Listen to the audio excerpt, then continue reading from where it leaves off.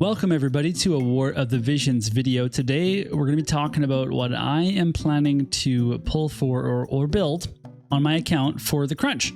So during this time where all these things are coming up, what is the priority for me? And we'll start by talking about who should I actually transcend. So I'll kind of just give you a brief rundown of my account. Fire is obviously quite strong.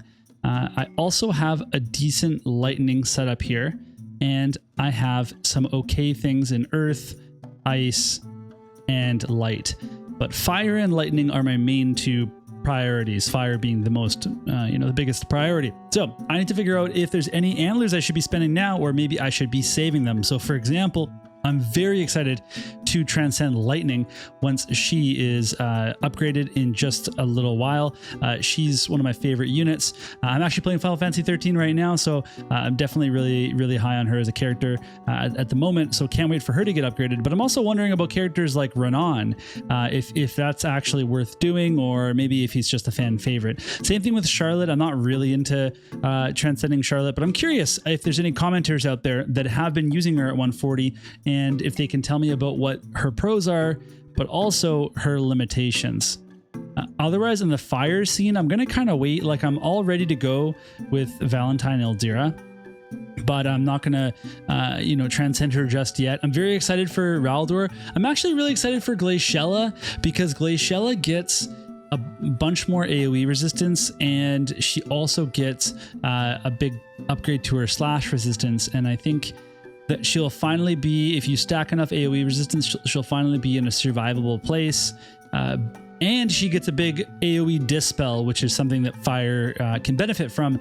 I don't know if it's enough to push her though, but I'm still excited nonetheless to try that out. So that'll be something I'll be doing. But I'm curious from everybody out there, who have you transcended that you see on my roster that maybe I could transcend? One other person I'm interested in doing is Knight of Ruin Stern. And the reason is because I want to build a greatsword team, and I think that would just be really fun. So that one's a personal one, not necessarily. I know he's good, but not necessarily the top choice on my account.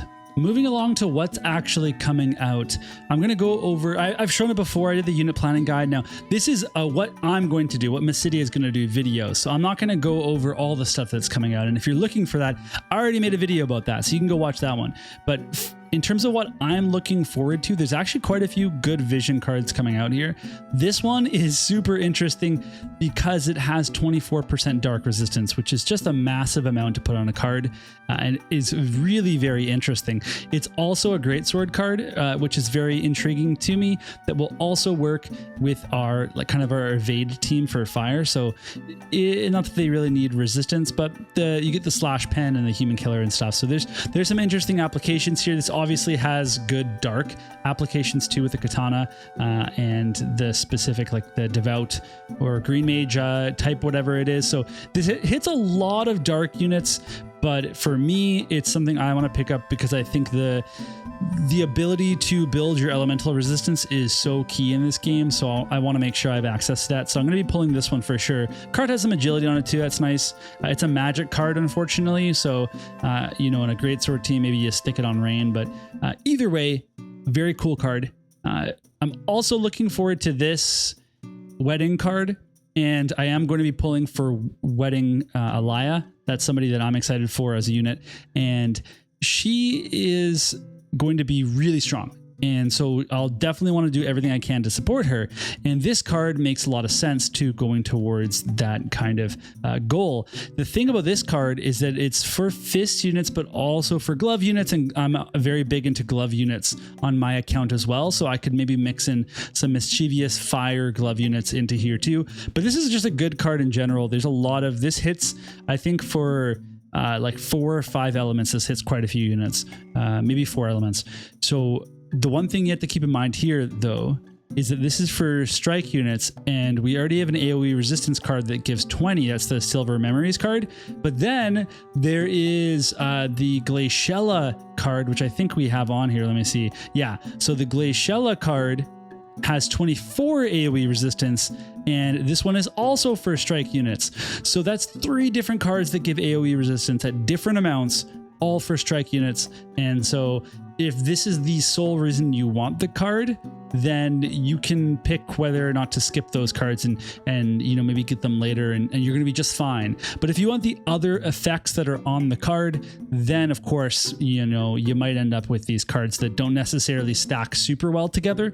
But obviously this Glaciella one is one of the most powerful ones because of the stacked amount of AoE resistance there. You get 4 over Silver Memories, and you get 8 over the Wedding card. There's also another card coming out that is for Greatsword units, and so you might think that, hey, Mysidia, you'll be interested in this one, but personally, I think this is one of the ones I'm going to have to skip. I mean, I'm going to have to skip maybe more cards based on how I actually get out of some of these banners, but this is one that is actually quite good.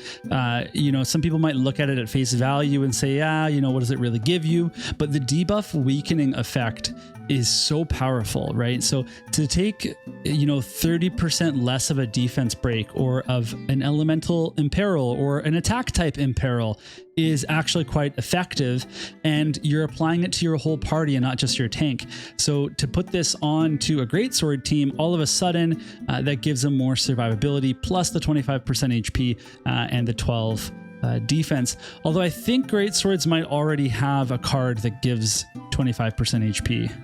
I can't think of what it is, so well, you know, whatever. If someone knows, you can let me know in the comments. Either way, right now, this is unfortunately going to have to be a skip, even though it's got great Elsorel art on the card itself. Next, I'll talk about the units I'm kind of looking forward to. Shelza is one that I want, but I likely won't pull for, even though she has an 18,000 step up banner, so she's pretty easy to get. There's a chance that maybe I can pull for her in Slow Builder. Again, it really depends on how I make out, but I need to get that Varouche card, and that comes after her. So there's a scenario where if I have like 28k where I could get both, then maybe I'll roll for that. But you know, I'm already talking about what I think 2 to 3 vision cards and definitely 1 unit and then maybe another unit. So that's a lot of Visior that I don't have right now. So I'll probably end up skipping her, but she is kind of interesting. The main thing is that she has a bunch of support spells that I'm really looking forward to trying out. Giving the light and dark resistance, as I said, is something really important to me. And the fact that that's 4 turns for your allies, and then she can do a buff duration increase, so 5 turns, it means that is basically not getting, you know, it's not going away unless it gets dispelled, which is really cool. And then her limit burst actually gives her access to give courage to herself and to somebody else. So really impactful, will be super fun for Arena and very good in Guild Battle 1. Definitely want to give her a try. Fire is kind of bloated in terms of what I consider support type and healers, so she's not necessarily a shoo-in, and you can definitely get by without her, but her unique cost and her unique skills makes her a very interesting choice to tackle, you know, some of these teams that we're going to be seeing coming up here. We also have Cameral, who is the free MR that we're going to get, and I'm super pumped for him because he's got some really cool jobs, and he's a strike unit, and I compare him with Raldor and stuff, and I think he's actually going to be my MR reincarnation target. I have not reincarnated MRs yet, or anybody really except for Hio, which I can get to in another video. So I think he's somebody that I would actually want to put all my resources into and see if I can get him to be a little bit stronger, because he's got some really cool stuff. I like that he has a lot of AoE resistance. He has some here, and then he has more down on his buff that dispels follow-up casts. By the way, gives your whole party the ability to dispel courage on attack and follow-up casts on attack. So really cool unit. Excited to build him. Don't have to pull for him, which is nice. And then we have Wedding Elia, who I think you know, is going to be one of the strongest units to come out. Although I hear word on the street is that even though Glaciella is a water unit and she is weak to Wedding Elia, she's actually still able to take a few punches from her anyway. So it's not a shoo-in if you're, I mean, if you're running a full water team, your lightning team's going to get through there anyway. And Skahal is going to roast, you know, Glaciella anyway. But yeah, So I'm really pumped for her. I think she's incredibly strong. There's a lot of people with high strike resistance now, but she can penetrate strike resistance, which is not common. So that makes her, just a real powerful character. And she's pretty AP sufficient, has some accuracy stuff, and just has a lot of penetration as well as giving herself courage and just these like choose two abilities, some AoEs, barrier breaks, like just literally every single thing that she needs to be able to deal damage, she can do, and there's a bit of survivability too. So plus you can pair her with Alphonse, and you have two strikers, makes it really good combination to play out in the meta. So that's it for my little preview of what I'm looking forward to personally. You can see I have 45,000 Visior up in the top there. So if we're just thinking about Alaya and her VC, I already don't even have enough for that, but I think I will be able to save up for those things.